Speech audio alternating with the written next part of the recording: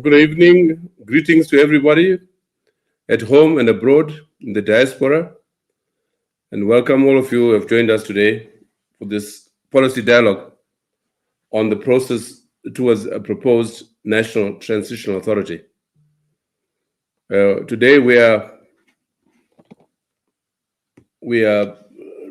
going into the details of it, but before doing that, I think it's just to give you a backdrop of the process that we're engaged in at the moment. It goes back to about 2016, when a group of us got together and coined the idea of a National Transitional Authority. Why 2016?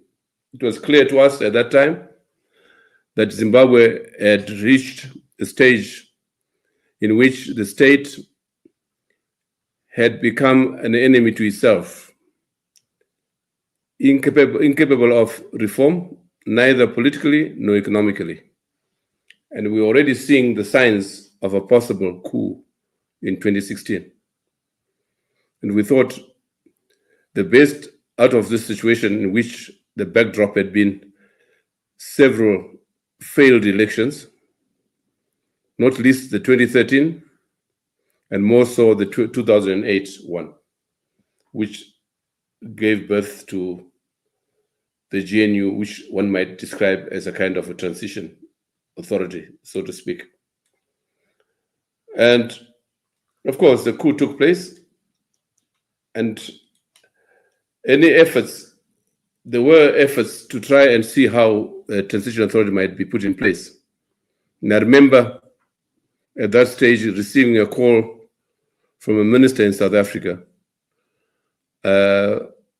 asking whether we, and me in particular, was part of a proposed transition authority that would come in on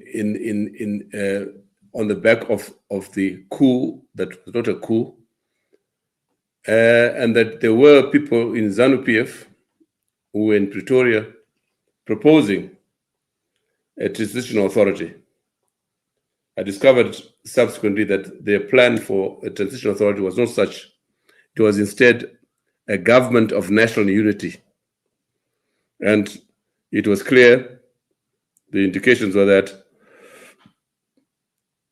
the plan which had been sold in the region was that Mnangagwa would be president, Joyce Mjuru and Dumiso Dabengwa vice presidents, and Morgan Tsvangirai prime minister.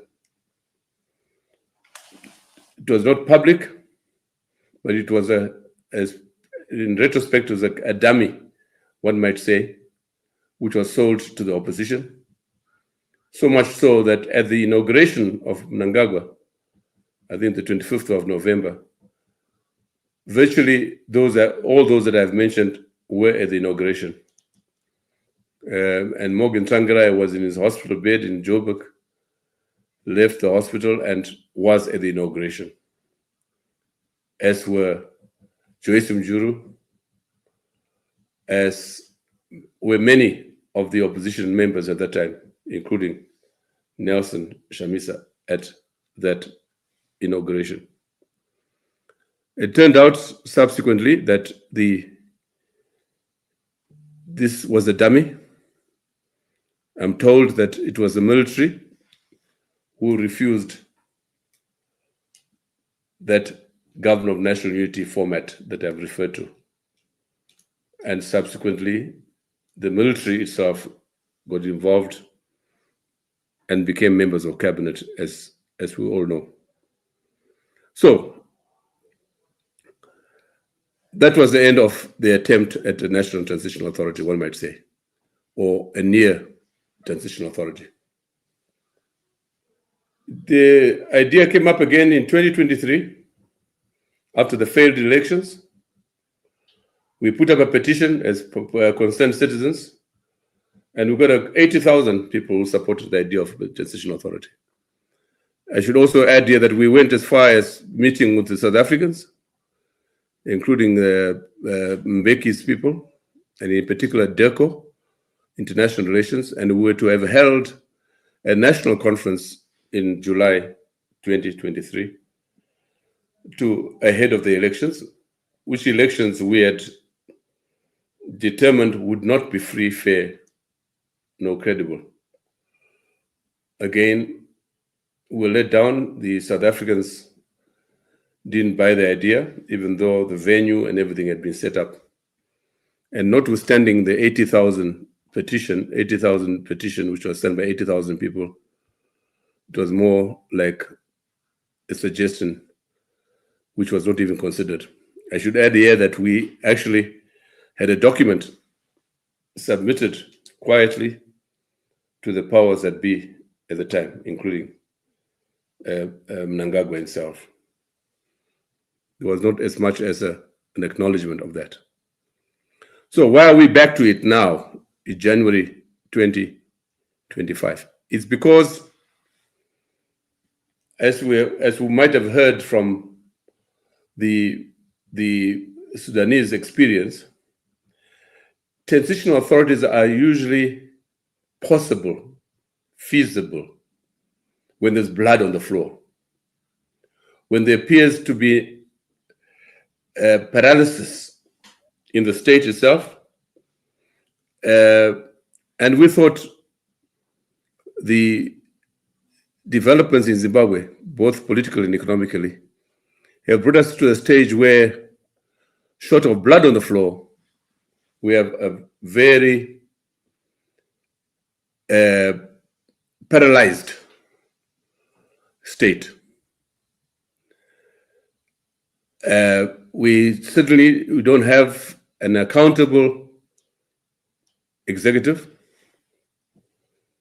nor a vibrant legislature, or whatever is left of it. A parliament which has been ravaged by recalls, by phantom leaders in the opposition, and above all, in which the presidential candidate for the election of 2023 appeared to have resigned from his role as president of the main opposition party. And the judiciary was a mess, as history would illustrate. And so we had a state which was far from the democratic credentials required of a modern state.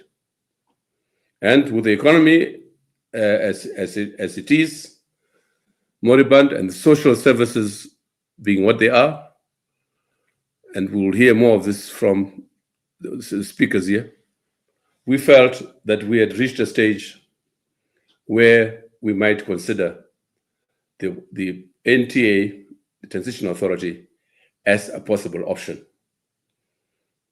And add to that the Geza factor, which was an open challenge, another implosion within ZANU-PF itself, which suggested that Mnangagwa's days were numbered. And it appears that there were three scenarios staring at us, possible scenarios. One was the total implosion of ZANU-PF, led by a big rift between the president and his vice president, and in which the state institutions such as the military, the security system, was divided. And in many respects, Geza's outburst was a reflection of that infighting within the state itself. Then we heard subsequently that Mnangagwa's health was in a parlous state, and that there might even be a palace coup, inverted commas, in which Mnangagwa might be overtaken, not by his deputy, but by another. There was talk of Tagwire being rushed through to become a member of the Central Committee, and there was talk of him being made vice president and heir apparent. These are all rumors, a reflection of the situation that there was in the state. All this was being accompanied by the most frantic frenzy of corruption, so blatant that it filled the pages of social media, looting on a large scale, and not to talk of misplaced priorities. That against the backdrop of looting and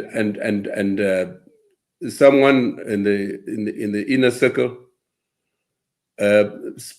giving out vehicles and money like confetti, we have also the backdrop of serious social crisis. Expressed as it is in the hospitals, we are a mess.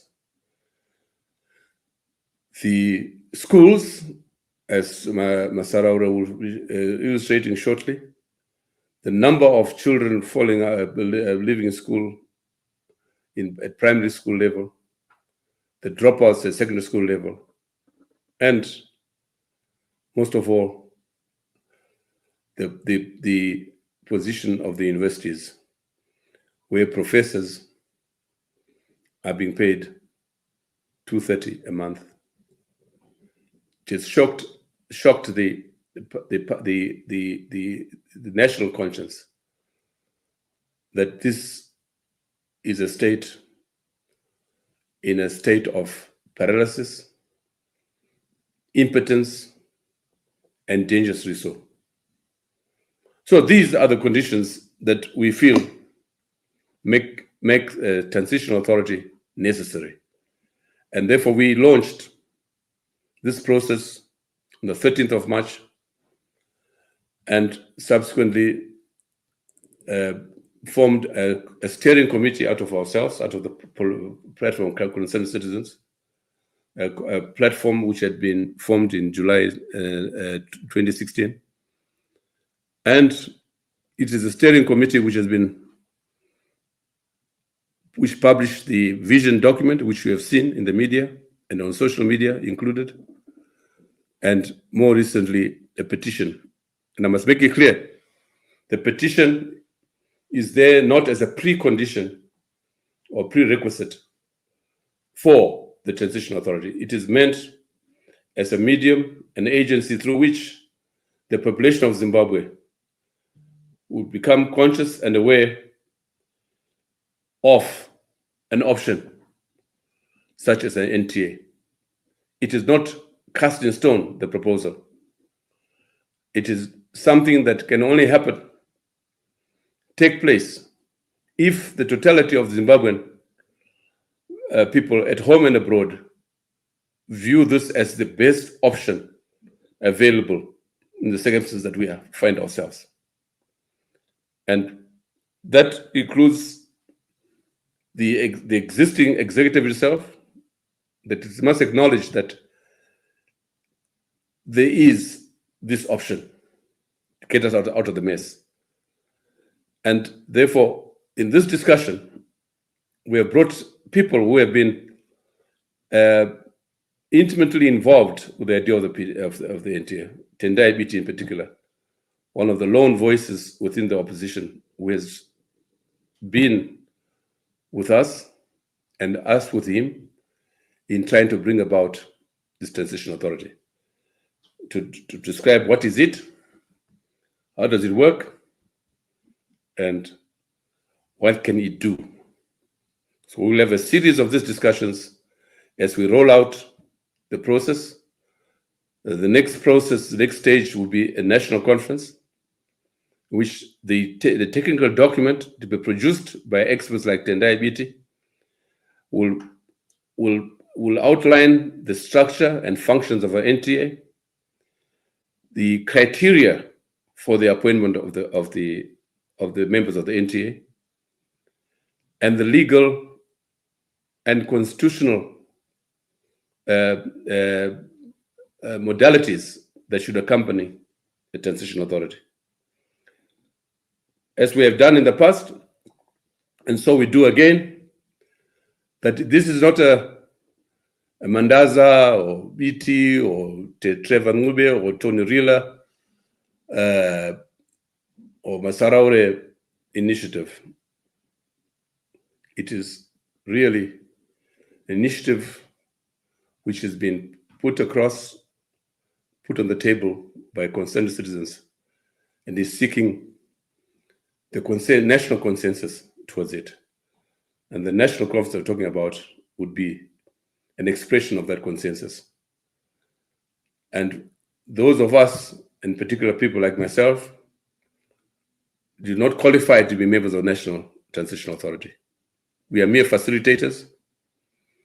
The technical document will outline the criteria, and we have enough Zimbabweans out there from whom to choose a team of 18 to 21 persons who will replace the executive and get parliament dissolved and put in place a transitional authority, during which process 3 or 4 or 5 years, others are saying 7 years, but we think 3 years would be ideal, which coincides with the elections in 2028, that the transitional authority will embark on a major reform process, on the economic level and the political, including the reform of the electoral laws, and make the country ready for free, fair, and credible elections in 2028. That is the proposal. As I said earlier on, it's not cast in stone. It is a process which will be implemented only if Zimbabweans as a whole want it, agree to it as the only best possible option on the table. The National Conference will help to define it further and draw the kind of consensus. We'll have also a council of elders, mostly Zimbabweans, but also people from the region, to help in liaison work, in approaching the political parties involved, the political players, in trying to smooth us into a transition authority. And we believe that the transition authority, when it is established, it will be staffed by people about whom all of us as Zimbabweans will agree that these are the best team possible to take us. And those who are in the transition authority cannot qualify to stand for elections in 2028. So, without much ado, I want to introduce my panel and also to acknowledge, as I have to, that we have 209 people on the platform, 209. This shows the extent to which there's interest in this option, in this process. And we regard this particular session that we are in as yet another step in the process towards this animal, the Transition Authority. So I have here with me Tendai Biti, who needs no introduction. And he's here also as a lawyer and someone who has, in previous sessions, outlined the legal and constitutional modalities attendant to a transition authority, because many questions have been risen that this could be a coup, a constitutional coup, and so on and so forth. But I think Tendai will explain to us. Then we have another Tendai, Bofana, a very active citizen, if I may put it that way. And I will regard him as one of our influencers, if you can talk about that. Very active in social media, writes very well, and it represents the generation of people that should be leading this country. Last but not least, my treasurer, Obert Masaraure, a unionist, and coming as he does from the union of teachers in particular, but also the other professions, nurses, and university teachers for that matter. So I'll begin there with Tendai BT. Muzukuru, welcome.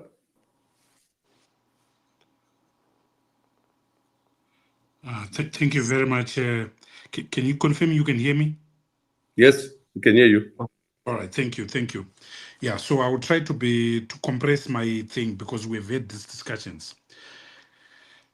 Ironically, as I was preparing for this discussion, I came across my notes of a SAPES Trust meeting that we had on Thursday, 26 January 2017, in which the topic was managing the transition. Is 2017 the year? And so I found it quite ironic. And in my notes and in my presentation, I described 2017 as a very dangerous year, a year of destruction, realignment, incest, and extractive alliances. And I argued that fragmented ZANU would converge around Emerson. I didn't know that you'd come through the back door of a military coup. And I also argued that 2018, remember we had an election in 2018, would actually be lost in 2017.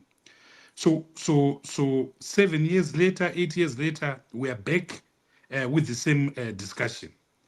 I think the first question is why the NTA? This is a question that we have answered over and over again, but it requires restating. The point of the matter is that we are in a crisis. The point of the matter is that we're at a precipice. The point of the matter is that we are, just like in 2017, at another point where there can be an implosion in the form of another military coup, an implosion in the form of a civil war, of armed conflict. So the NTA offers us an opportunity of creating a soft landing for our country. The NTA offers an opportunity of genuine transition. The last 43 years, some would argue, the last 60 years have been a period of arrested transition. Some would argue that the liberation movement and independence was incomplete, was an incomplete process that arrested a transition and remained us in the same vortex and in the same traps that we were in since 1888 when the Rat concession was executed. The only thing is that faces have changed, and which is why it's so fashionable these days to hear young people say Ian Smith was better than. It is a reflection of that incomplete transition or of that arrested transition. But there's a genuine transition that is taking place in Zimbabwe. There's a genuine transition that has to be managed. There's a genuine transition that has to be shepherded. There's a genuine transition that has to be scaffolded. If it's not scaffolded, and it's bigger than ZANU-PF, it's bigger than the military. If it's not scaffolded and shepherded, we are going to go to Armageddon. We're going to go to an implosion. What exactly do I mean by that? It is my submission that Zimbabwe has operated on the basis of 6, 7, or 8 or so pillars of a consensus, a liberation consensus. But that consensus has reached its limit. We are genuinely transiting from it. And because we're genuinely transiting with it, it needs to be shepherded. What are those four corners of that transition that has kept Zimbabwe as it is, as we know it today? The first one, A, has been the liberation polity and the liberation generation. Takarwa Wondo, we fought in the war. These are our values. This is our system. And the liberation project has arrested this country, has been holding this country in its full grip, literally and metaphorically, from 1980. And operating on the culture of impunity, the doctrine of entitlement, and ensuring that no one comes close to it. B, we've been operating on the basis of a consensus anchored around a securocratic state and electoral authoritarianism, the ritual of an election that is scaffolded by the military and a securocratic state.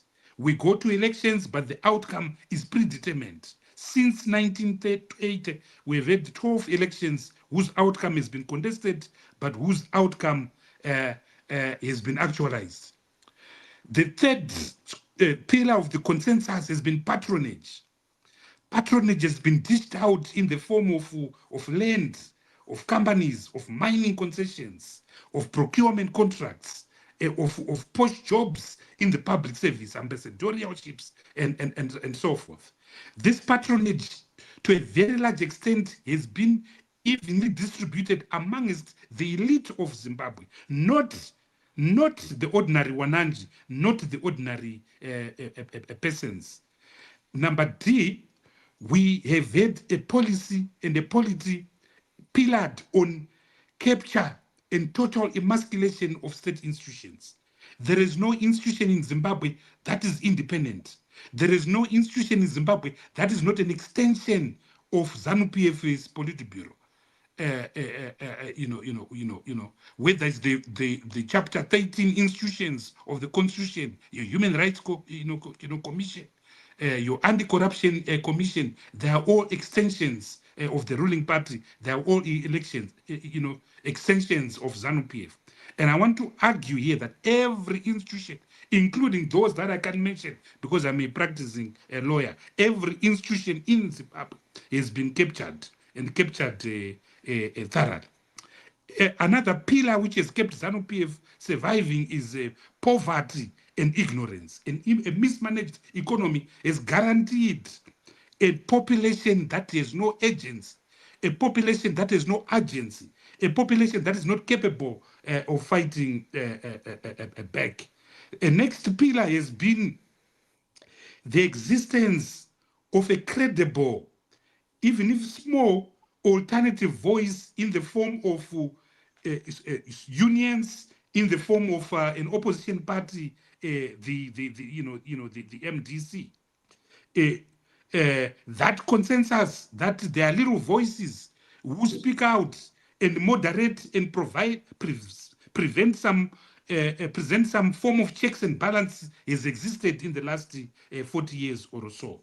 And then finally, we've had a Westphalian or world order with a common definition of internationalism, the rule of law, and human rights. But these things are now gone. All of these above are now gone. First, what has challenged the old consensus is the demographic factor and natural attrition. The liberation generation is gone. It's hanging on. It's in its late 60s, 70s, 80s, and 90s. And it's quite clear that if the next president is a war veteran, the one after that will never be a war veteran, just by age alone, not by election and so forth. So this means that we are actually in a genuine transition, a demographic transition, which needs to be managed. Connected to that is the demographic curve. 69% of the population is below the age of 35. And this is a population that is rapidly expanding. The current population of Zimbabwe right now is 15 million. By 2050, this population would have doubled. Yet we are not producing the 2 million jobs that are required to be created per year in order to meet their demands by the year 2050. So an implosion is coming. A demographic transition is taking place, which needs to be managed. A third thing which is critical, which is threatening. Hello. A third thing which is threatening the old consensus is the vacuum being created by the departure of the liberation generation, being filled by the rise of a parasitic comprado elite that has no social base at all, that has no shame, that has no elasticity, and that has conflicted itself with the state palace and the state house. Some of them, as Sekuru Ibo said, some of them are being fast-tracked to to the presidium. The next president of Zimbabwe could be Kudakwache, Tabire. And that's a total disaster. The rise of this blank, totally vacuous comprado elite that is so proximate to the seat of power. Another factor is the economic mismanagement. Another factor is the deindustrialization and the brain drain. Another factor that has threatened the consensus is, of course, the 2030 agenda. So the sum collection of all these factors, is that we have a crisis that needs to be managed. We have a crisis that needs to be managed to avoid an implosion. That's where the NTA comes in. The NTA is basically an idea that is anchored on dialogue. The citizens of Zimbabwe, the Wananchi of Zimbabwe, must talk and dialogue, which is why the first process quite clearly has to be the national conference or the national convention. The national convention must be attended by every Zimbabwean. But of course, 15 million people cannot attend to that. That means there must be representative organizations of the many and varied constituencies in Zimbabwe, starting with the church, labor, and what remains of it, the unemployed, the youth, women, war veterans, the academia, the professionals, the students, and the conference or convention must articulate issues that speaks to Zimbabwe's fragility and vulnerability. Issues that speak to Zimbabwe's fragility and vulnerability. And those issues must be put on the table, including, number one, the issue of nationhood. What does it mean to be a Zimbabwean? What is a Zimbabwean? The issue of an inclusive vision. What is the Zimbabwe we want? What is the Zimbabwe we expect? The issue of the integrity of Zimbabwe as a nation state, the issue of devolution and decentralization must be on the table. The issue of transitional justice must be on the table. But these are nation building matrices. Before we go to the economy and the whatever, we must address those things that go to the root of Zimbabwe as a nation state. So nationhood demands identity. What does it mean for a Bocha, a Kalanga to be a Zimbabwean, and Ndebele to be a Zimbabwean, a Korekore to be a Zimbabwean? What is the vision? What is the mission of Zimbabwe? The issue of transitional justice is important, not because we want to be arrested by the review mirror, but a look at the review mirror will make us avoid the potholes of the past in order to liberate a new Zimbabwe. So these issues, these structural issues, these foundational issues, these base issues must be discussed before we go to superstructural issues. Superstructural issues include transitional issues, include long-term issues. So the issue of the economy is key. The issue of collapsed infrastructure is key. The issue of modernization is key, including the burning issue of the environment, the burning issue of artificial intelligence. The issue of a developmental agenda is key. What developmental trajectory are we going to embark on is key. The issue of ending Zimbabwe's isolation and total integration is key. It must be at the table of the national convention. The issue of infrastructure, gross capital formation is key. The issue of the National Democratic Revolution is key. It must be discussed at the National Transitional Authority. There mustn't be a subject that is taboo. There mustn't be a subject that is superior to the other. So in some quarters, the issue of isolation and sanctions will be paramount. In some quarters, the issue of human rights, rule of law, and constitutionalism will be paramount. The idea is to reconcile the debate and bring everyone on board so that we discuss. We mustn't go to the convention with a prescriptive outcome. We must go to the convention with the thorough scenarios that can emerge, and we must shepherd and pay attention to pay macro detail to the potential of each outcome, to the potential of each model, its pros, its cons. So before we have this convention, there must be serious work behind doors, not to create an influence and outcome, but to have scenarios informed by global experiences, by African experiences, and by our own experiences as Zimbabweans. And in the case of Zimbabwe, most of our experiences will come by what we have not done, what we have missed, and the fact that we have never had a matrix of listening to each other and coming together on each other. But there are potential outcomes. There are potential outcomes. Whatever outcome that is there, there are certain things that are clearly non-negotiable.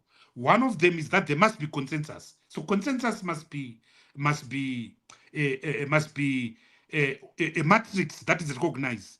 It's impossible to make 15 million people agree. It's impossible to make a conference with 10,000 people agree, but you can do what the South Africans did in 1992, establish and operate on the doctrine of sufficient consensus.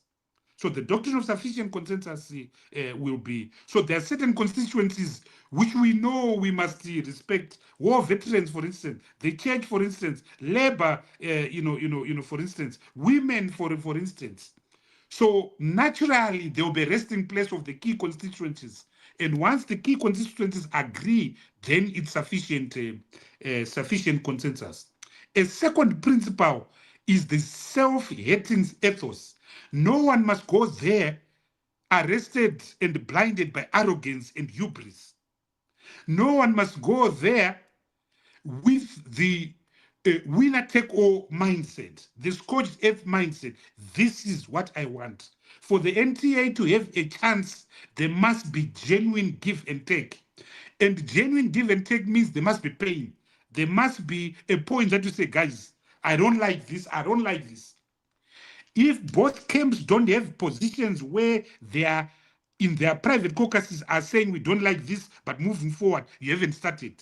Equally, if both camps don't say this is decent, this is okay, guys, this is what we wanted, you haven't begun. So we need to go back to basic principles of negotiating, which are anchored on genuine give and take. And this is where I see a problem with ZANU-PF, because they've never been schooled in that ethos and in that synthesis.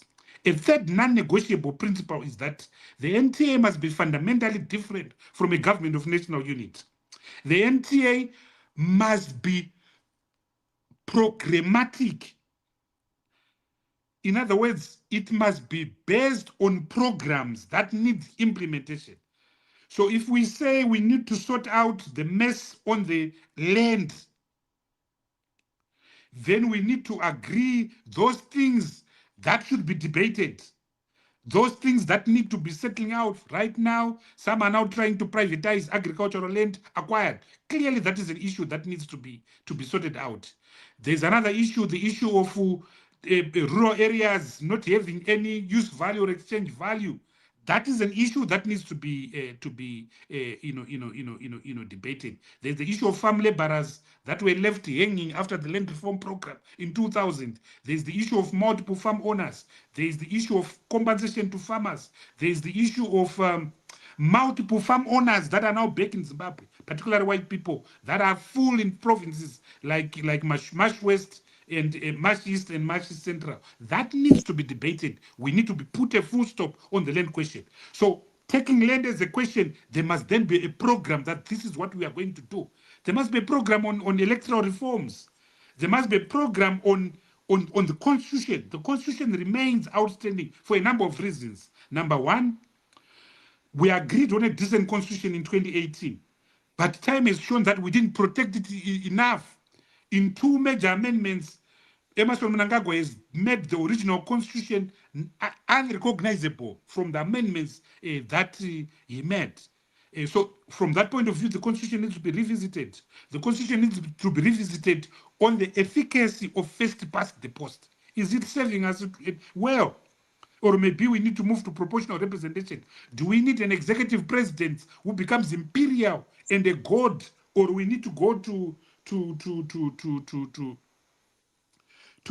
proportional representation and a leader or a prime minister or a president chosen in parliament? What about terms of office?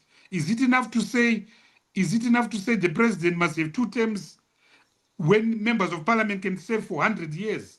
All these things need to be put on the table. Another agenda that has to have a programmatic framework is the issue of corruption.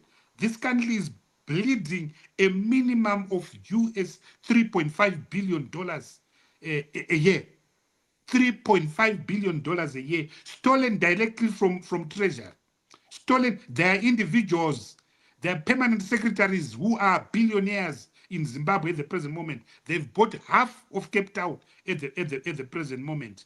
There are individuals that are doling out vehicles as if vehicles are confetti. Those individuals must be investigated. There's a useless little company that was worth $300 million a few years ago. It's now being paid $1.9 billion for only 35% of its value. It's called Kuvimba. All those things must be investigated. What about the concessions that have been given out of Zimbabwe in lithium, in platinum, and so forth? All those things must be investigated. So the NTA is there to deliver. The NTA is there to deliver, and it can only deliver. It operates on the basis of a Gantt chart. A Gantt chart is a program. When I was in government, I used to have meetings at the beginning of the year around 16 or 17 January. And we used to write a book called What is to be Done this year, things to be done. That's what the NTA should do, things to be done. Finally, I've been thinking about this. You cannot bring the NTA without going to a referendum. You cannot bring the NTA without going to a referendum. Because remember, the NTA is going to alter parliament, is going to alter and suspend certain institutions in the constitution. So if you want the NTA to work, a referendum is inevitable because you collide with Section 328. And also, if you don't agree to go to a referendum, you then give legitimacy to those in the ED 2030 agenda who think that they can extend Emerson's term of office to 2030 without the need of a referendum. Lastly, Comrade Mandas, the NTA cannot work without regional and African guarantees. So while it's a totally and purely a Zimbabwean agenda and a Zimbabwean framework, we cannot do this without guarantees proffered and offered by SADC, whether we like it or not, by the African Union, whether we like it or not. Because we as citizens don't have the capacity and power to protect the integrity and survival of the NTA when hardliners come and attack it. So to prevent that, to make it by legitimacy, it has to think.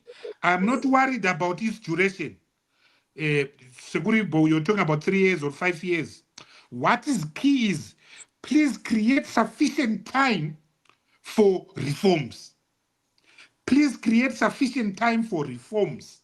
So what should determine the duration of this process must be the time that you think that we can actually actualize the reforms. In conclusion, I want to say that we are in 2017. We are heading for another disaster. In January 2025, a National War hero Tim Chigudu was buried at the National Heroes Acres. 2 factions of ZANU-PF were out singing each other and denigrating each other. That is the extent of the cockpit disconnects in this country, which can lead to an implosion in the form of a coup.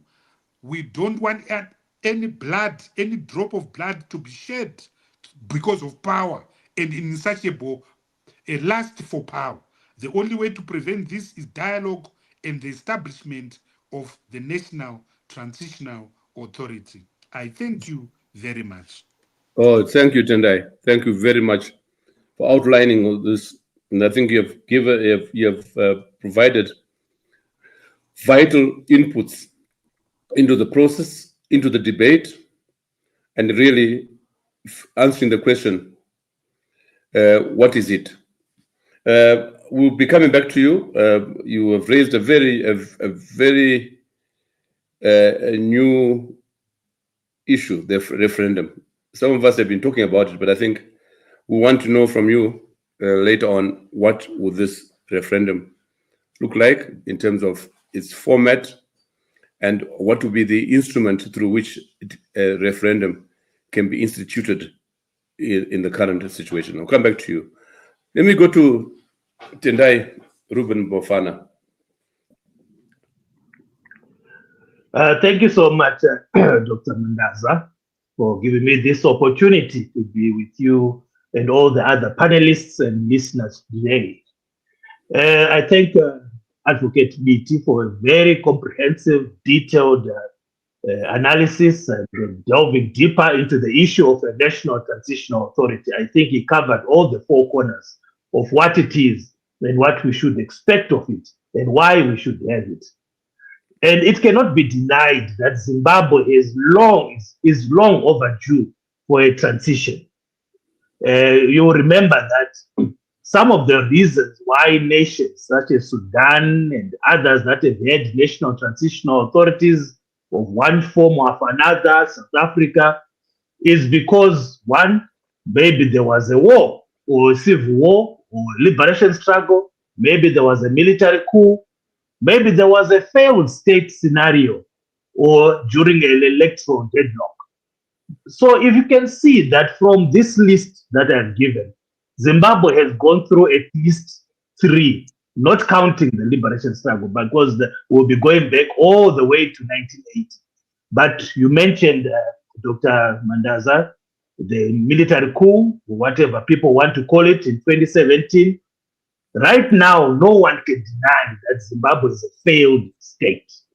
There might be those who want to, whitewash it and gloss over it, but a nation that cannot feed its own people and rely on donor funding, a nation where hospitals do not have medication, where people sleep on the floor, where our schools do not have books, where our children study or learn sitting on stones, on rocks, and they have to share one textbook, where teachers are paid appallingly, something like $200 or $300, or even our university professors being given $250 a month. Yet we have these people that we've been talking about, that we mentioned, Dr. Mandaza, that we mentioned, Advocate BT, who are throwing around luxury cars like confetti, which proves that our country has got all the resources that we need to build it. We've got all the resources that we need to prosper. And yet we are seeing such appalling, disgraceful images coming out of our country, where women have to cross the Limpopo River, crocodile infested, just to get medical attention in the Limpopo province of South Africa, where they are ridiculed, where they are attacked. And yet we are a nation that is fully endowed.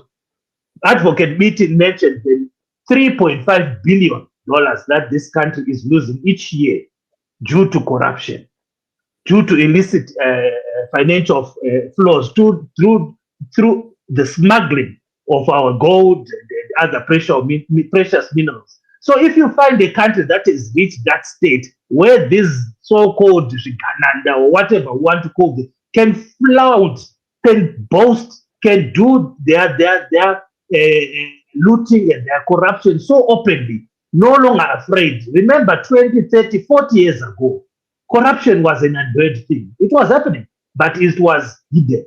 Even at a police roadblock, you would never dare give them Purisa a $5 or $10 to bribe them.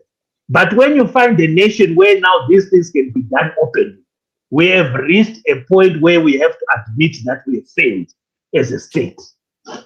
As such, we need that period of transition. We need that period where we can say, let's take a breather. Let's settle down. Let's take a breath. Let's restart.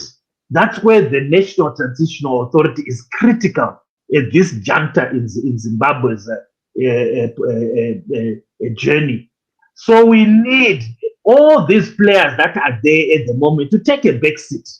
Remember, you said that the National Transitional Authority, the people involved there, are not going to be eligible for elections. They are just there to prepare the groundwork so that those who win a free, fair, and credible election that cannot be disputed can do so. But those who be in the National Transitional Authority are just there to fix the mess that we've had for the past 45 years. That's why there is need for that breather. I remember Sengezo Shabang. He was proposing something like a government of national unity with ZANU-PF. He used an example and saying ZANU-PF has failed, clearly failed to run this country. The opposition is fragmented. So his solution was to join ZANU-PF with the fragmented opposition to then form a government of national unity and somehow think that will fix the problem in our country, the crisis that we have in our country. For me, that is laughable. You cannot take a racehorse with two legs and join it with another racehorse with two legs and think that you are going to create a very fast horse race. You are just going to create a double crippled horse. So what is needed is you get rid of that horse with two legs, you get rid of the other horse with two legs, and you buy a new one. And you raise that one. That is what we need at the moment in Zimbabwe. We need a National Transitional Authority of people who are fresh, people who are in inclusive administration, who are respected by the nation, who are trusted to ensure that all those programs that Advocate Biti mentioned, whether it's correcting the land question, is to fixing our state institutions so that they fight corruption, our Chapter 13 state institution, the electoral body, the judiciary, and everyone else begins to work again. We need such people now.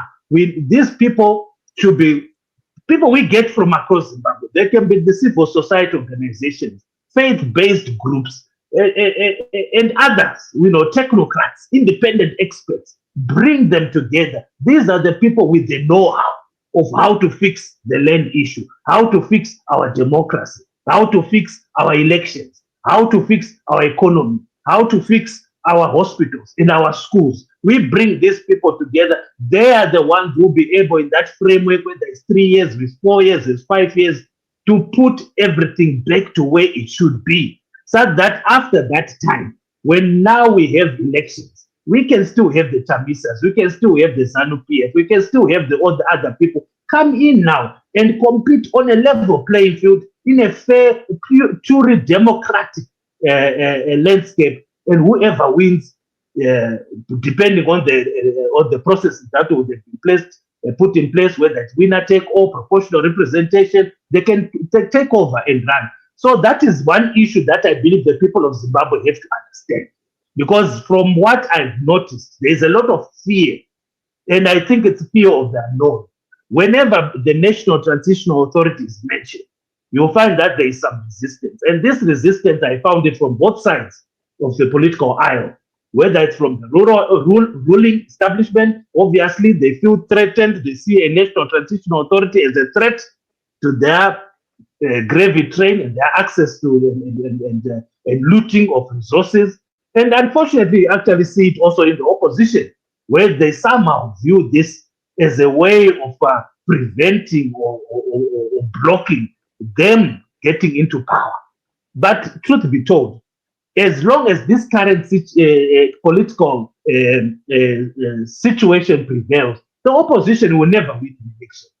It will just be a matter of dreaming, because the electoral landscape is flawed, is twisted, is warped. They failed to do it in 2000, 2002, 2008. you name it, until 2023, because there is a crisis in Zimbabwe that needs to be fixed. So if the opposition, no matter who they are vouching for, whoever they want to be the leader of Zimbabwe, for that to happen, for them to finally be able to win an election, they need to go through a National Transitional Authority. That National Transitional Authority is the chance for them to have any hope of ever winning an election, because the NTA will fix the electoral landscape. The NTA will fix and address issues that are even of a historical significance, the abductions, the political violence, the intimidation. They can reassure voters, especially in the rural areas, that now you are free to vote for whoever you want without any fear of repercussions, without any fear of being victimized. Once we put those structures back in place, the opposition will be able to participate freely and fairly. Why wouldn't they want that? Who wouldn't want that? So those are the issues that I believe we need to bring to the people of Zimbabwe. As already alluded to, a National Transitional Authority is by consensus. It needs the generality of Zimbabweans to be for it to prosper. Whether we'll then go the route of referendum and the constitutional amendments, but it will have to come from the people. And that means that we have work to do.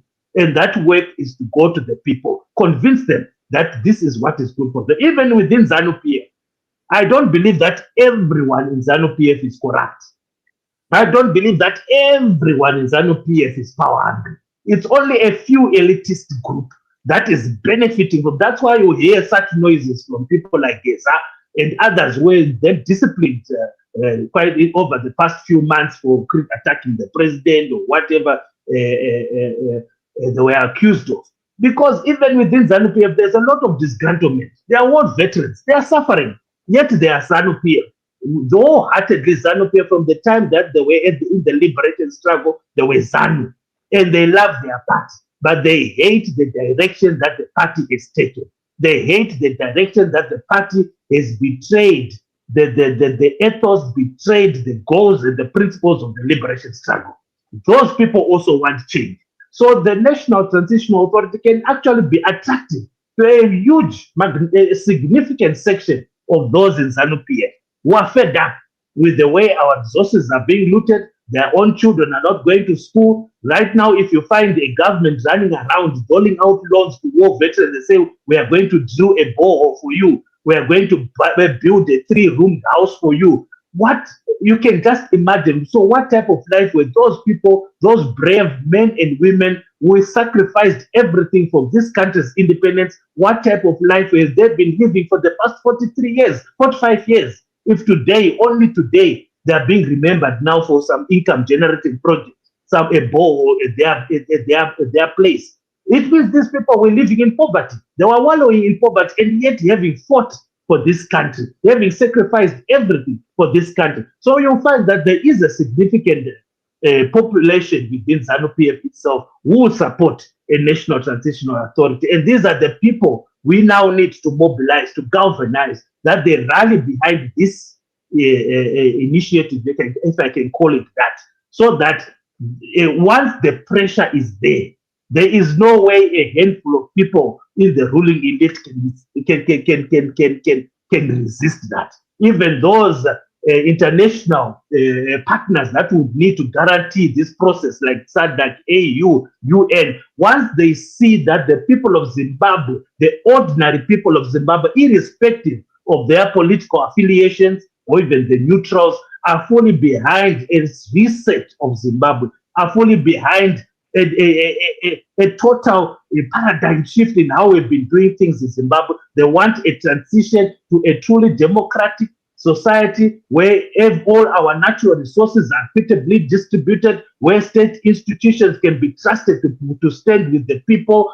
The international community will listen. The international community will put enough pressure on the ruling elite in Zimbabwe to listen to the people. Remember when we had transitional authorities in places like South Africa, it's not like the National Party and so forth were happy with something like that. They would have wanted to rule South Africa under apartheid for the next 100 years or so. but it was the pressure of the people of South Africa and the bravery, the courage of these people who were prepared to stand no matter what the consequences were, to push for a transition in that country, which was then supported by the international community, which led to the National Party finally agreeing to sit down and say, okay, let's transition to a democratic society. That's why in 1992 or 94, we saw that transitional period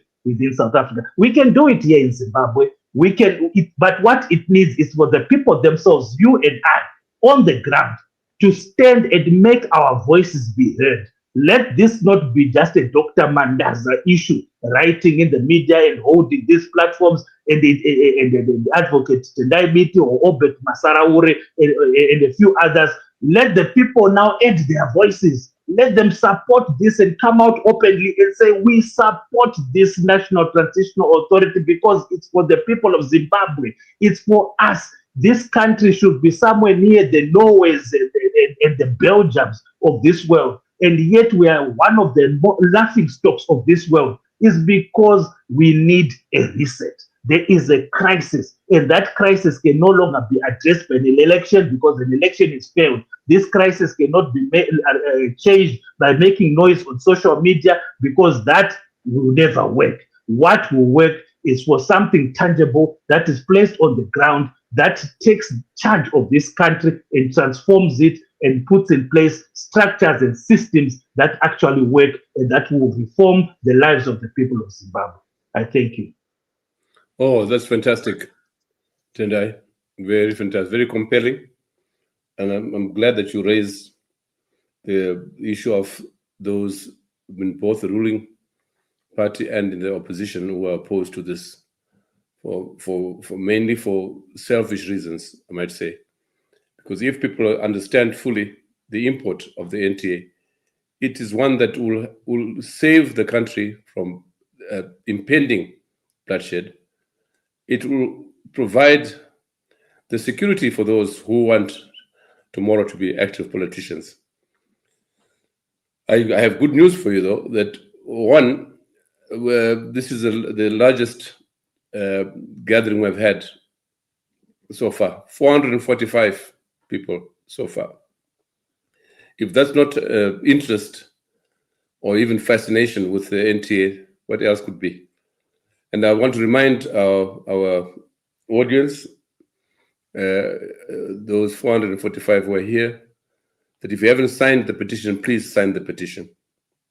I also want to tell you this, that unfortunately, or fortunately, the vision document, which was published in the newspapers and on X, has my phone number. So I've been getting calls, some very confidential.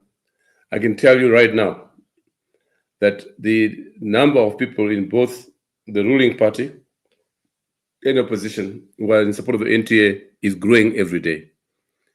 A major question being raised here in the chats. I hope that David can field them later on. The major one is to do with the military. How will the military react to NTA?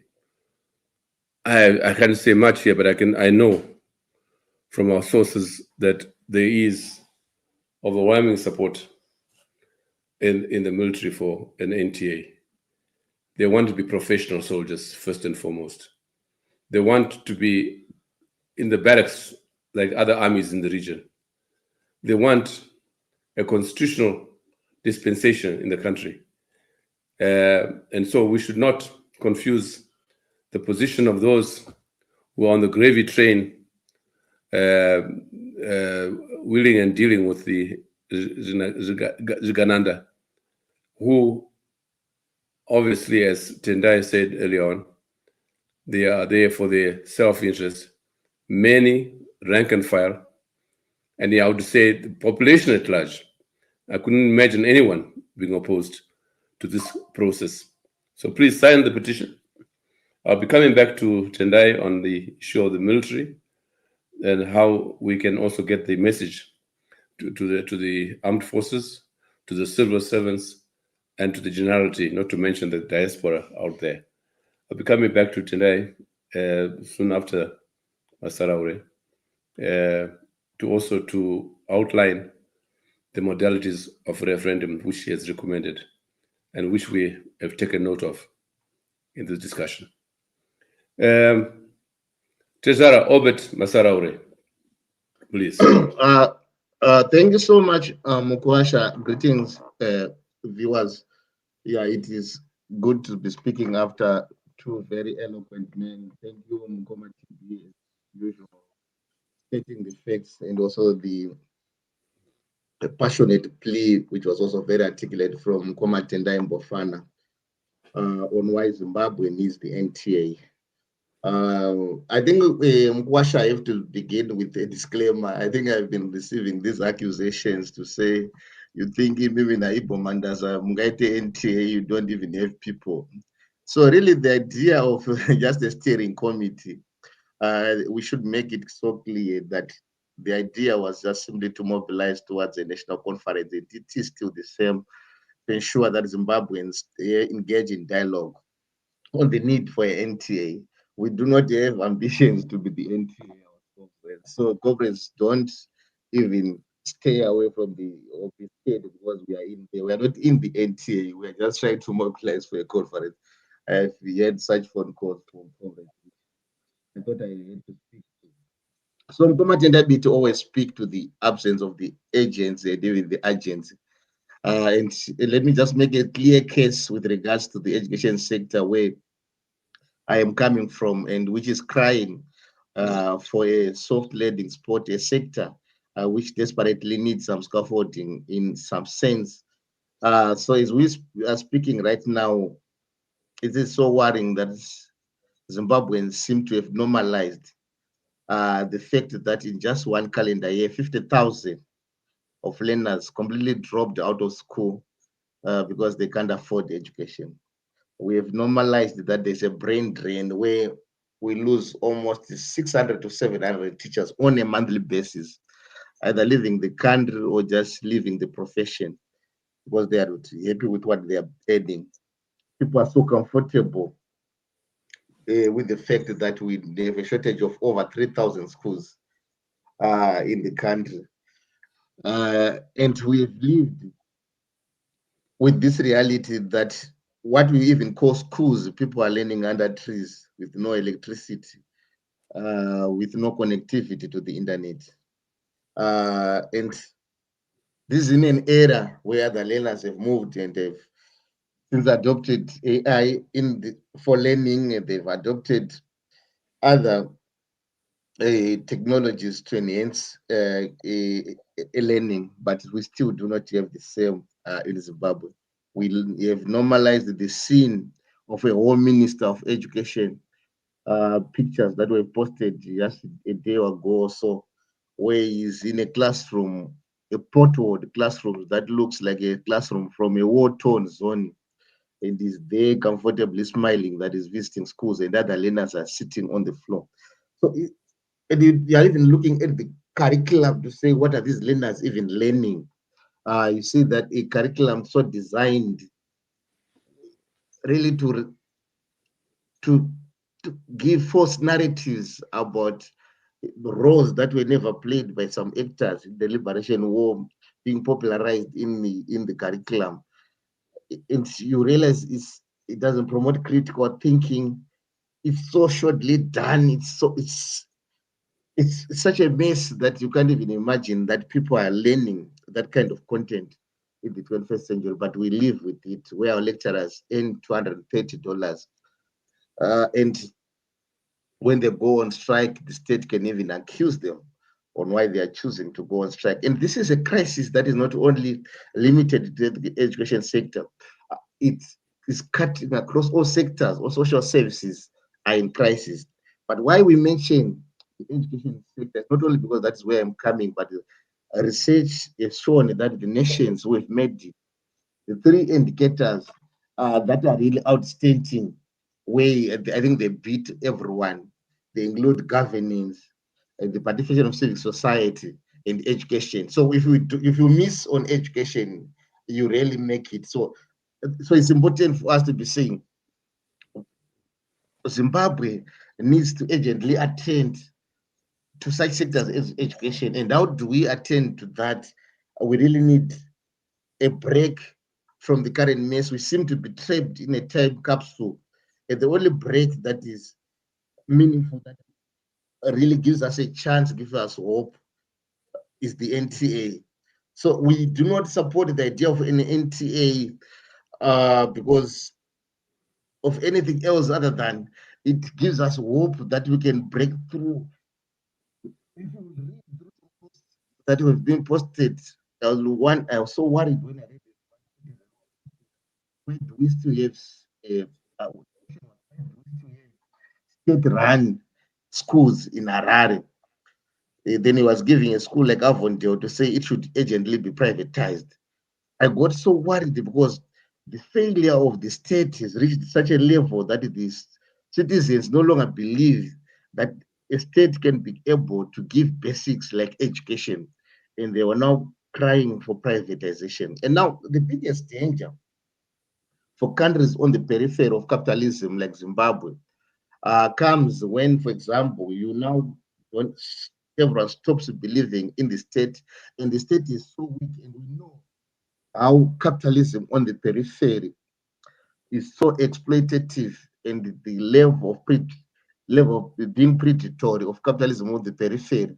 So that being met with a very weak state, it's so scary. That is why. And then, so if that state, for example, the current one we have, is also being led by a willing comprador, which is not capacity. So you see the leakage of our minerals, you see the total collapse where our resources is no one taking custody of them. And it's particularly when you are a neo-colonial state, which is just like a client to the global economy, and you are not trying to build internal capacity. So where education then immediately comes in is when we are saying, how then do we enhance the capacity of our own state to build a strong bureaucracy that can at least try to be developmental in this context where the world obviously is not pitting anyone, but there's competition and the need to extract resources from anyone. Then education again gives us the solution, but we will not be able to strengthen our bureaucracy in the current state. The billions we are receiving from remittances from those in diaspora, they're also a testimony of our education used to be functional in the past, having produced the people who are CEOs across the world, having big jobs across the world. But now that is going to come to an end because the next generation we are producing is going to be the best they can do is to be Makorokosa, because we are no longer giving them opportunity. So we are going to have a scenario where our state will have the likes of Scott Sapanya being the most important people driving our state, and that will be a disaster that we can't even live with and even try to imagine.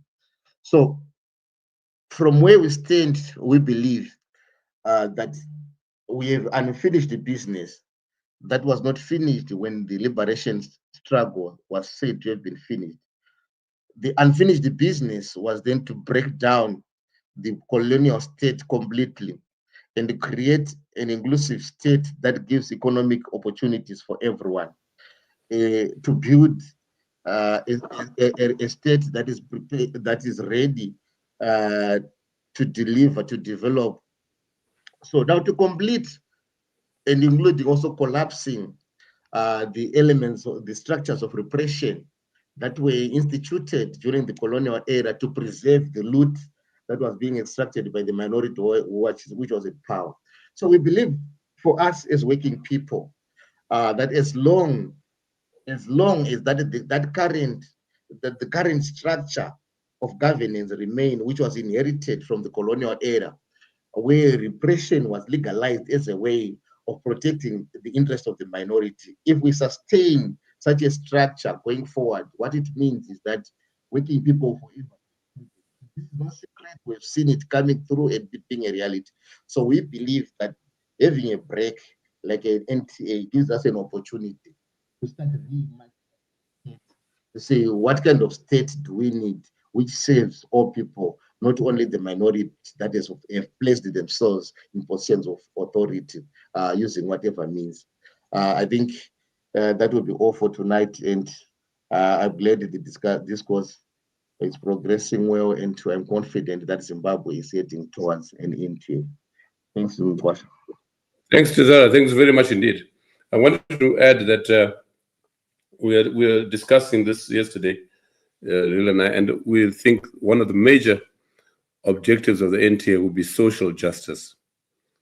It was your comments on X and the work you are doing out there at ATUS, the plight of teachers, university lecturers, and above all, the poverty that is the reeking poverty in our society, that the NTA must attend to the social justice issues and the social contract.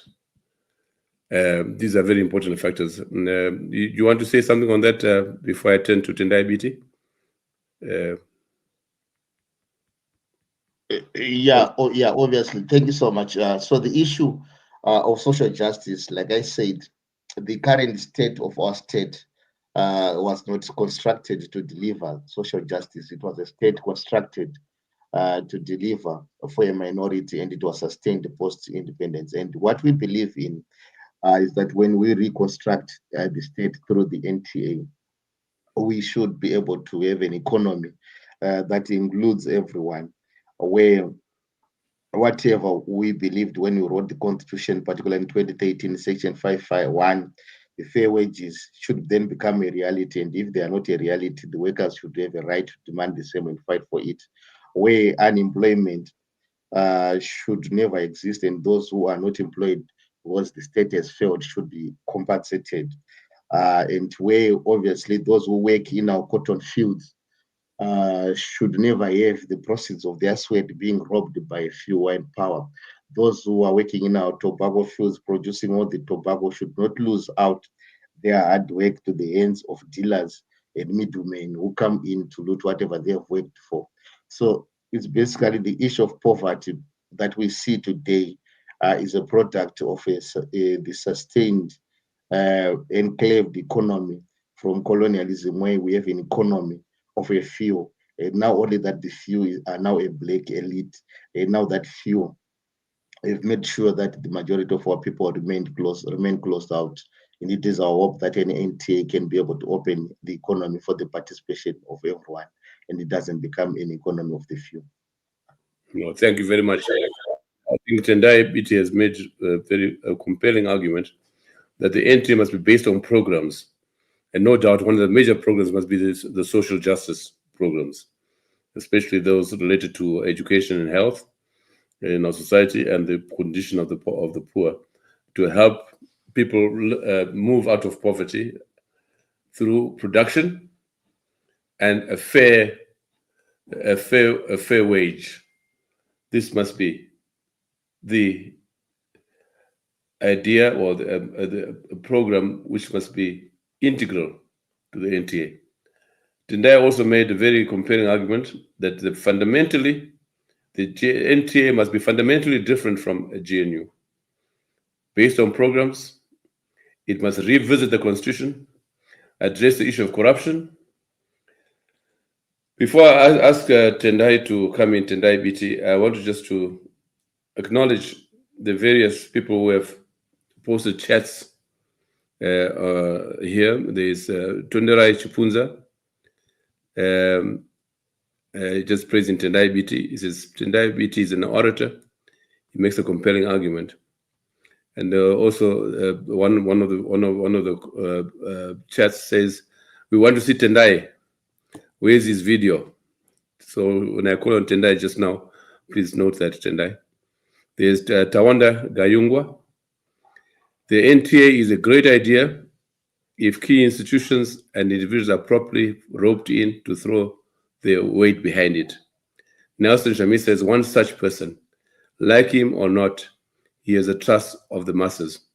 And as Tendai Bofana said, really, the purpose of the NTA is to prepare the ground for those politicians like Nelson Chamisa to be able to stand for elections and in an election which is free, fair, and credible. It is really a preparation of the ground for a free, fair, and credible election. There's Boss Salani. She says, hi, Rio Zondo Commission. Thank you. Pleased to see you here. Let's spread the word and share this discussion with your followers. Simon Love is asking, where is the petition? The petition has just been posted on YouTube here. We have also Maud Blair from the UK is asking really what's happening about the military factor. I think I tried to answer that early on, that we have to find a way of canvassing and conscientizing the military. But my own gut feeling is that the military is awake to this issue. And one can say that anyone who wants a profession in the military would want a situation such as prevails in neighboring countries, where the military are in the barracks, are serving constitutionally, and have a fair condition of service as military person, not to be in the rut that they are in at the moment, along with the professors and teachers and nurses who are not getting a free and adequate wage. There is also Ruth Nube, Morocco, who has warned us that be careful, don't rely too much on the international community. Maud, likewise, don't rely too much on the regional organizations. They must be roped in, as Tendai has said, Tendai Biti.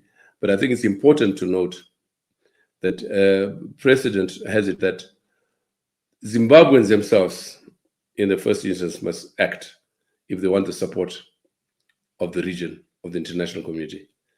And this is very important. For the last few years have taught us that. We spent a whole year, 2023, lobbying South Africa, and we discovered that really the region, the international communities, our supporters in the international community, will only come to our assistance when we have taken action ourselves. That's the position. And also like to acknowledge Tawanda Gayungwa for your comments here. These are all noted. So, Tendai BT, please elaborate on the legal and constitutional modalities attendant to an NTA. Tendai. Yeah, I thought that's exactly what I did. I think that if I can just add some more flesh and some things that I should have emphasized. The first one is that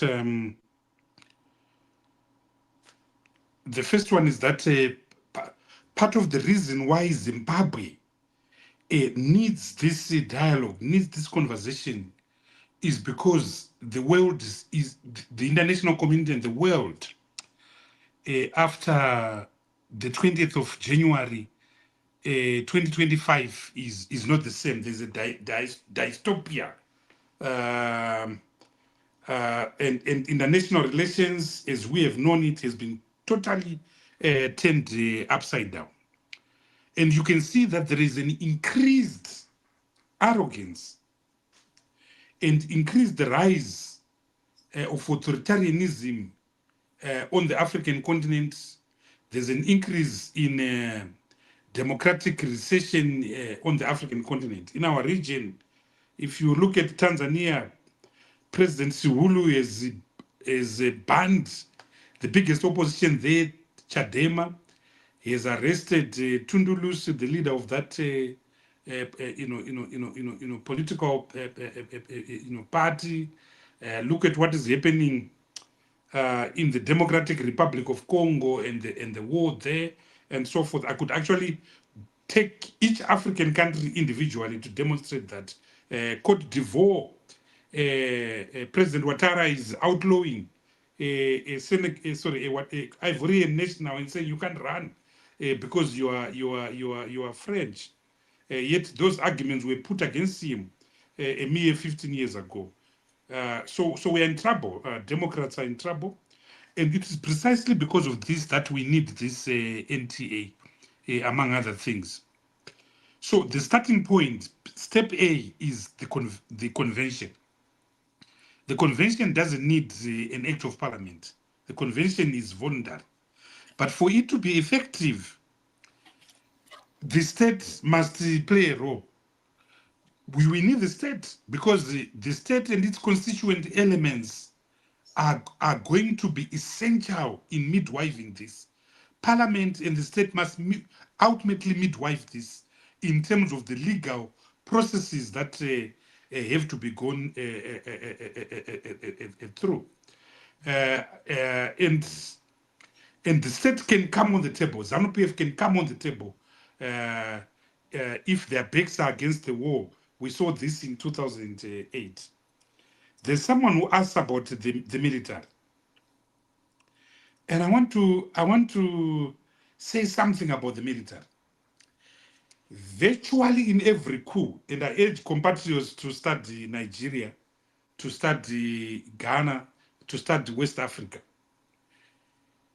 Start with the coup that removed Kwame Nkrumah. It is the failure to deliver by the executive, by the liberation movement, that creates conditions that give an excuse, legitimate or otherwise, of the military to act, to address social issues, to address social ills. The military is designed constitutionally and otherwise to protect the sovereign state against external threats. But the military views a country and a state in terms of the vital interests. What are the vital interests of a country, of a state? The first and most important one is the boundaries, the territorial integrity of that country, which is why if there's a threat of an invasion, the military moves in. They were designed for that. However, there are instances in history where internal contradictions and internal happenings become a threat to the vital interest of the state. There, the military will move in. There, the military will move in legally and extra-legally, where the vital interests of the state are threatened by internal contradictions, either lack of capacity to deliver output, delivery, performance delivery. They'll move on. So the military, directly or indirectly, must be at the NTA to protect the vital interests of the state, including domestic matters, so that they don't implode.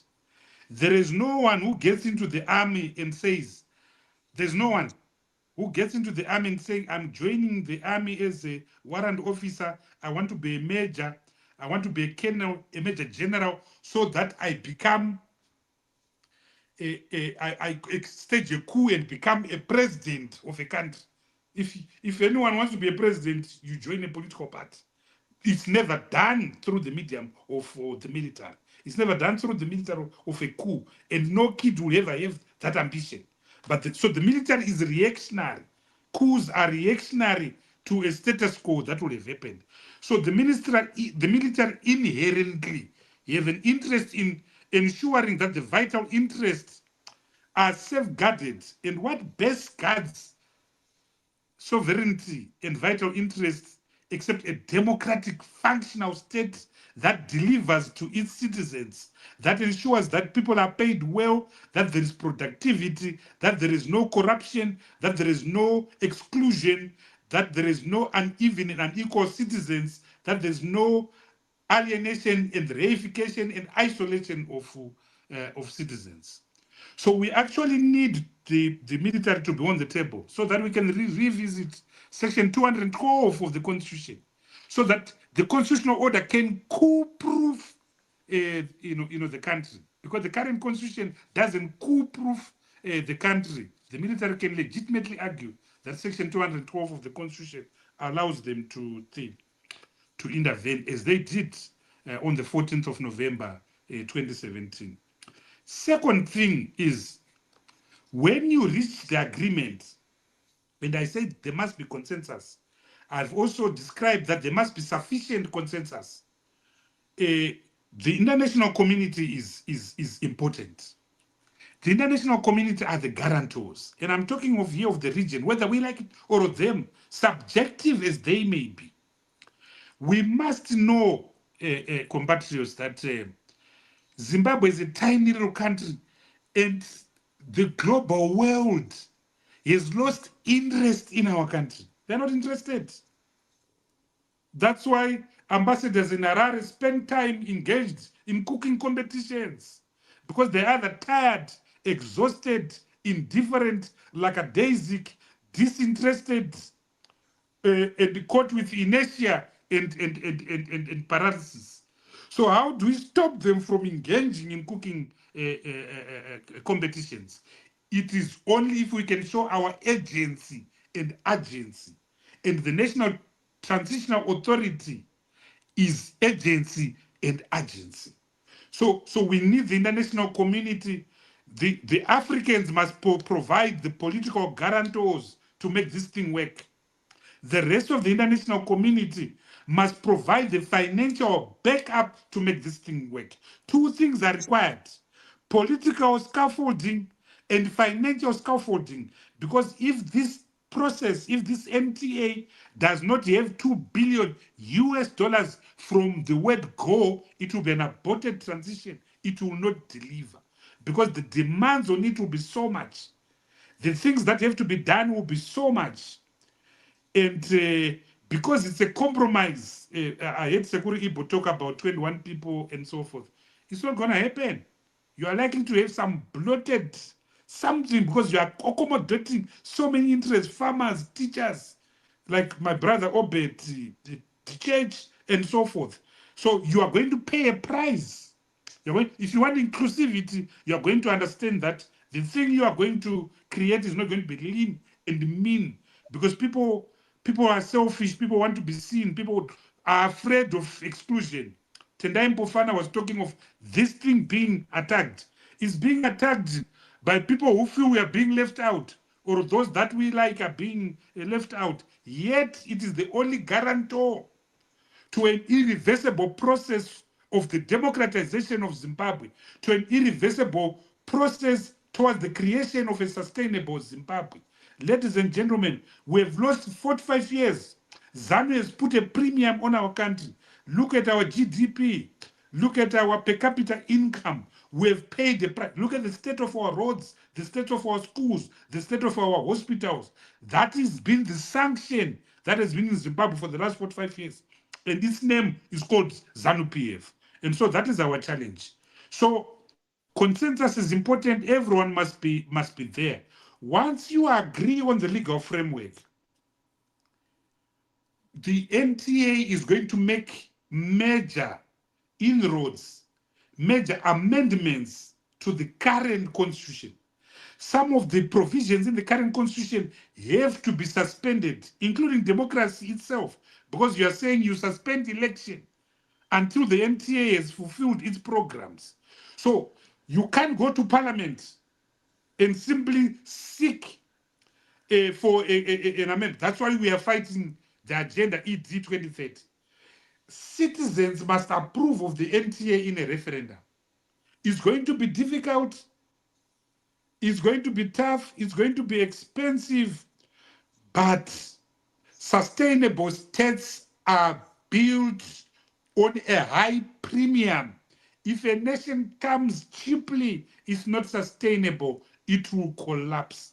So we must build this new Zimbabwe on a very expensive price in terms of human capital, financial capital, in terms of what needs to be.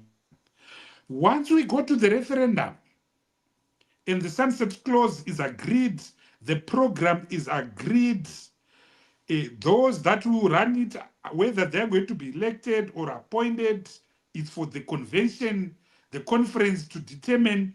Those people who are tasked to carry out the task during the duration of the MTA, then get on to it.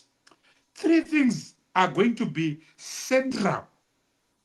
Three things are going to be central. Seguru Ibo, you spoke about dissolving parliament. But your problem there is that if you dissolve parliament, how then do you implement? Because you are going to require a lot of legal reforms. So if you are going to require parliament, is it this current parliament or the one elected after 2018? These are the hard questions you must ask at the convention. But I said in my principal address that the organizers, the steering committees, and many other people must not go to the convention with prepaid outcomes, with expected outcomes. That's taking Zimbabwe for granted. It's undemocratic. However, what you must do, what everyone must do, is to pay attention to detail, is to invest hours and hours in scenario planning and modeling. We've got thousands of Zimbabweans, millions of Zimbabweans with the expertise to do this. So on model A, is there parliament or parliament is not there? On model B, how do we elect delegates to the chamber? There are so many precedents. We are not reinventing the wheel. There are so many models that have been tried and tested in the past.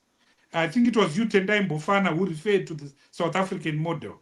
The model in Somaliland, Egisa, the model in the IGAD region. There are so many models. So you will probably go, once you do your homework, there will probably be 3 to 4, I would argue 3 to 4 models that can be sold very easily.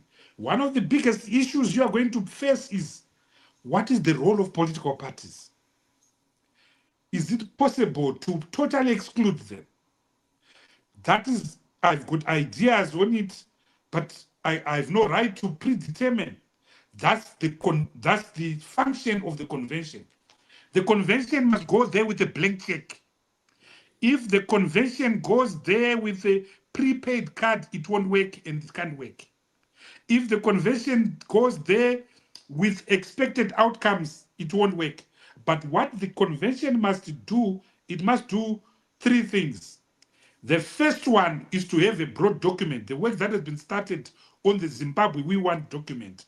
That document is important because we want a vision. What is the vision of the ordinary average Zimbabwean of the Zimbabwe he or she wants to see 50 years from now? And remember, a vision is the house you see on top of the hill. People want a functional state with electricity, not with potholes, not with corrupt people, not with the dwarfs that move around distributing lucre and other ill-begotten gains. People want an equal society in terms of gender, in terms of women and so forth. People want a society in terms of which our resources are working for us, not funny characters in Dubai or China. People want a consistent foreign policy where we are friends with everyone. Why do we need to go to Russia and rub other people's shoulders? We're too small a country. And why do we need a seat on the Security Council? We are too small a country. Zimbabweans just want to be given the opportunity to work. That's our biggest asset, the dignity of labor, which we define in the preamble of our constitution. That's what Zimbabweans are interested. They don't want to be rich. They want to work. If they are rich, so be it. They want to go to school. They want to go to functional hospitals. They want to enjoy recreation, to go and see dynamos being thumped, even by a mafia team like Scotland. That's all they want, the dignity and decency of work. So the legal issues are not the problem. The legal issues are not the problem, but a lot of work has to be invested in them. It is the political issues and the political polity that is the problem, because you have certain people that have got big egos who will say, if I'm not in it, no one can be in it. And good ideas are then squashed to the ground because we are too selfish to subordinate personal interest to the broad national interest. And unless we do that, as Epson Jobo used to say, ZANU-PF ichatonga kusvika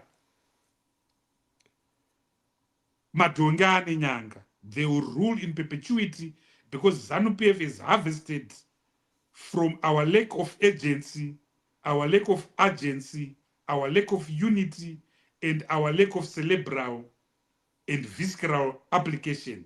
How do I attend to those legal issues, legal and constitutional issues? For example, how do we institute the referendum in the first place? It's very easy. Remember, we already have a Referendums Act. So it means that the executive must be on the table. We already have we've had the referendums in this country with the referendum on the 10th and 11th of February 2000.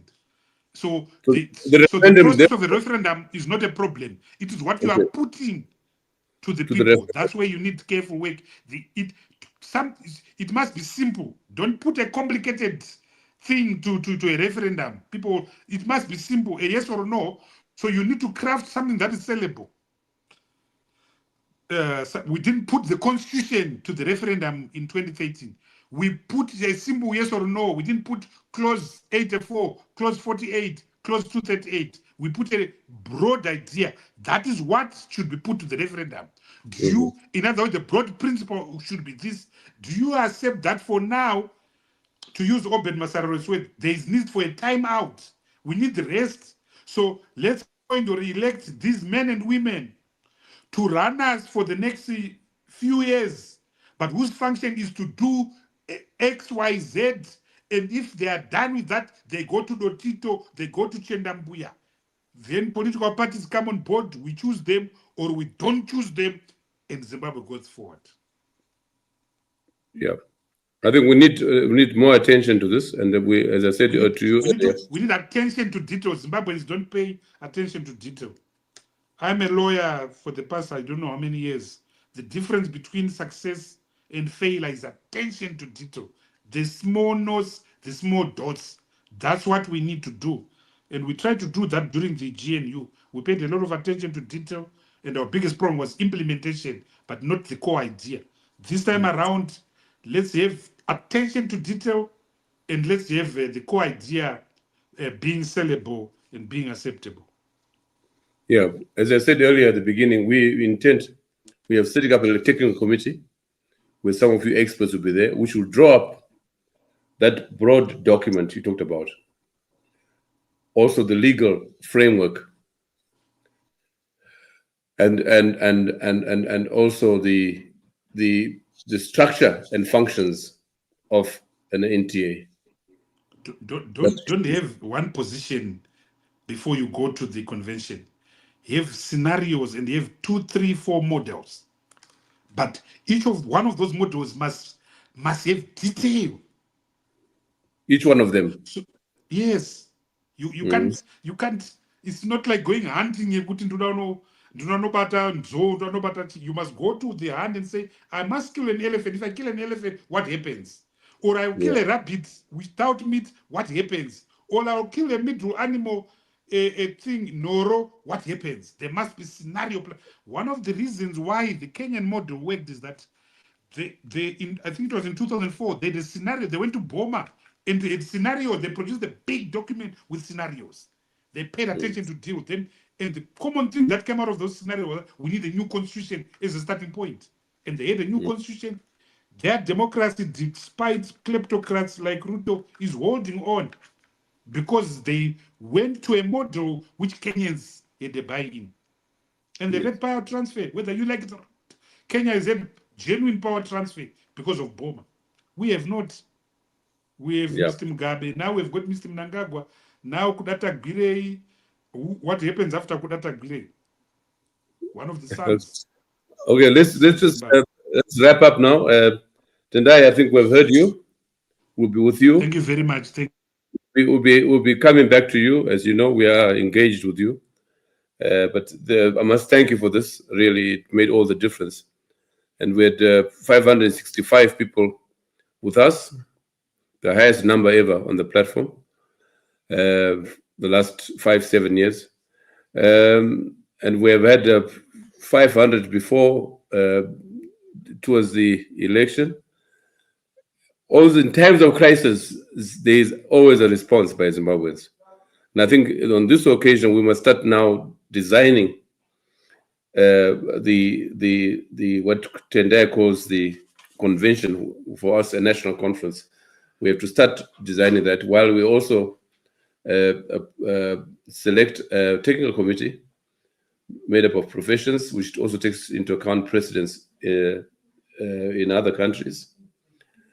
But for the time being, I really want to just Tejara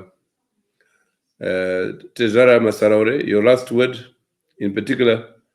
You gave a hint as to what people are saying out there.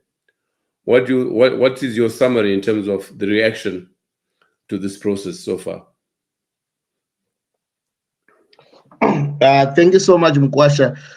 Before I go to that, I think there was someone in the comment section who said a new colonial state 45 years after independence. I think they missed the point.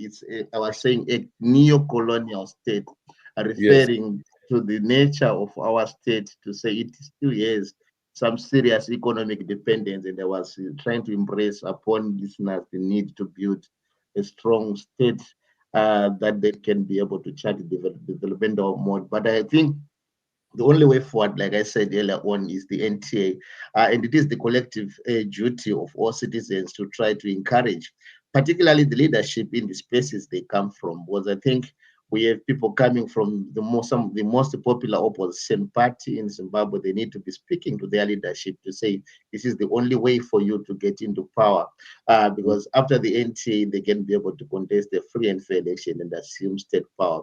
For those in ZANU-PF to also engage their leadership, because Zimbabwe is the only state that we have.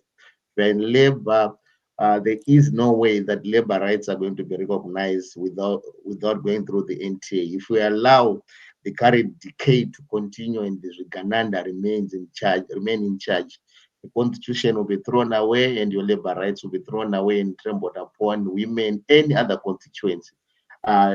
This is for Zimbabwe. This is for everyone. This is what I've learned.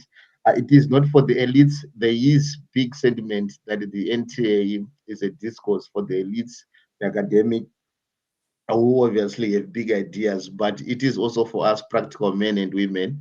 Some of us who are ordinary teachers, we are part of the process because we have the hope that this is the only breakthrough that we can bring, the way we can bring breakthrough for education and breakthrough for labor. So I'm just encouraging ordinary citizens to take it upon themselves to organize different constituencies, to participate at the coming conference. We want to see each and every constituency being represented online and physically, so that we shape this idea and really come up with a great idea on how we want to implement it as Zimbabwe, adopting from experiences from other jurisdictions, but also building from our own experiences as a people. Thank you, Cesara. Thank you very much. Thank you, and for finding time to join us as you have. And I'm no doubt that the large turnout today is partly members from your massive union, the most, in my view, one of the most important sectors of our society, education. Tendai Mofana, your last word. What are you hearing from the street about the NTA? And to what extent have we dispelled some of those notions, some of the skepticism, and above all, some of the cynicism that some of us have been receiving? Do you think we have gone beyond this? Thanks to this panel, thanks to you too. Yes, thank you so much, Dr. Ibo. I truly do believe that those who attended, and I'm so glad to hear that the participation is record-breaking, because now we can have an exponential growth of the spread of the information. Now we go back, into the community and spread this word, because a National Transitional Authority in Zimbabwe is long overdue. It's actually 45 years late, because soon after the liberation struggle, before we even had the 1980 elections, there was a need for a National Transitional Authority that would have fixed the system that was there during the colonial era, which my brother Obet already alluded to, that the system was designed to benefit a few at the expense of the majority. And because we didn't have a National Transitional Authority in 1980 or 1979, we continued with the system. They took over, those who took over power. They took over that system from the colonial era and continued with it.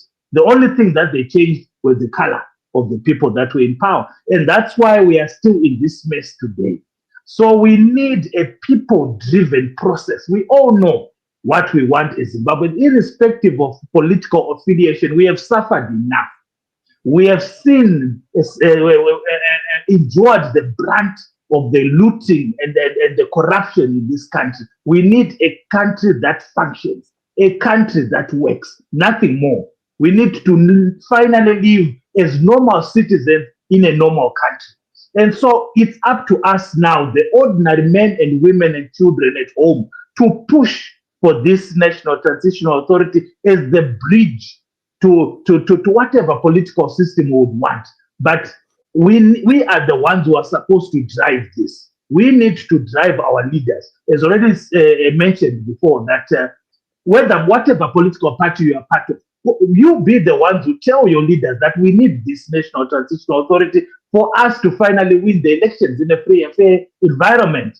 The military was mentioned. You know, if you look at some of the big names that have waged coups on the African continent, right now we are talking of Captain Traore. We used to talk of Captain Sankara. We used to talk of Tenno Gaddafi. Look at the titles, the ranks of the people who waged these coups. These are not generals. These are captains and colonels, which means that even within the military, it's not the generals we should be talking to necessarily, not that we should exclude them, but the rank and file of the military. They are suffering just like you and me. They are not part of the gravy train. They are also in need. They also desire to see a Zimbabwe that works for them. Like what you said, Dr. Ibo, they also want to be professional. They want to be a professional army. So it's up to us now, the people of Zimbabwe. It's our homework. It's not the homework of Dr. Ibo Mandaza or Tendai Biti or Obet Masaraore or even Tendai Mbofana. It's now the duty of each and every one of us and say, this is our thing. This should be a bottom-up initiative where now we push as the ordinary Zimbabweans and say, for Zimbabwe to be restored, for Zimbabwe to start working again, we need to push for a National Transitional Authority that will fix a system that is broken. Thank you so much.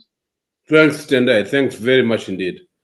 Again, welcome to the club where you are part of this process, and we will be through you inviting others to join us in preparing for the national conference. Before we close, I have a question here which became belatedly from Robert Chapman. Do you remember Robert Chapman? Some of you? He says, I've been watching the show live and have two questions.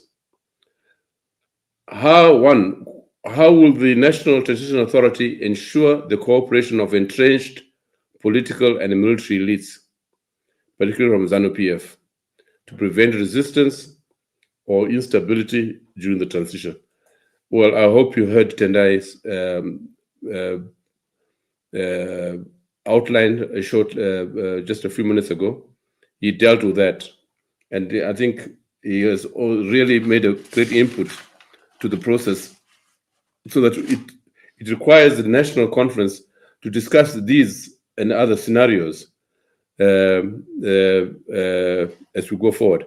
But already, one can say that the political parties and the military are very alive to this situation in the country. And as Tendai Mbofana has said, it's up now to the membership of political parties to try and influence their leadership away from insecurity or fear that the NTA is foreclosing them or preempting them, their political careers, but on the contrary, that the NTA will create the conditions for free, fair, and credible election. Question number 2, what mechanisms will the NTA implement to guarantee transparency, accountability, and inclusivity in its governance and reform processes, especially for marginalized groups and skeptical citizens? Again, Tendai BT has answered that very comprehensively, and that no one goes to the convention or the national conference with predetermined outcomes. We all go there with an open mind, and the national conference itself will seek to ensure the broadest representation of Zimbabwean society therein. Then third question, we're seeing people being bought cheaply for corrupt, non-politically elected individuals. How do we circumvent this and pull minds to sound solutions like the NTA? This is work in progress. Robert Chapman, come back home and join the process.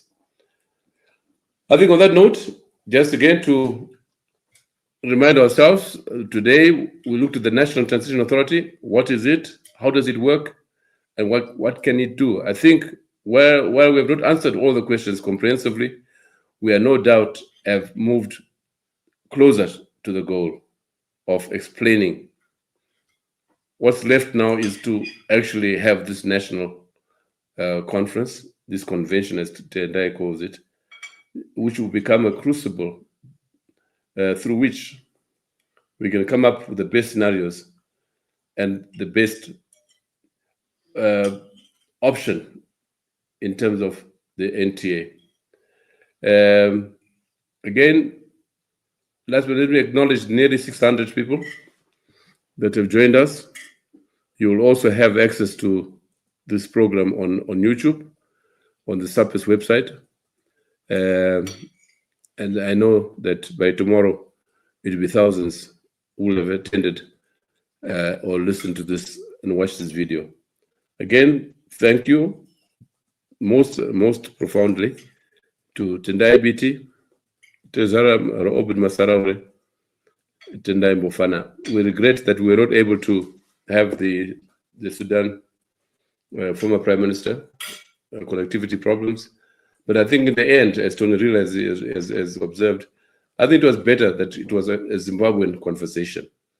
And I think we should maintain it that way for the time being and have the outsiders, inverted commas, from the region, the continent, the international community, as observers when we do meet in the national conference. So until we meet again in a fortnight time, on an aspect of the Transitional Authority, I want to thank you again for joining us, and goodbye.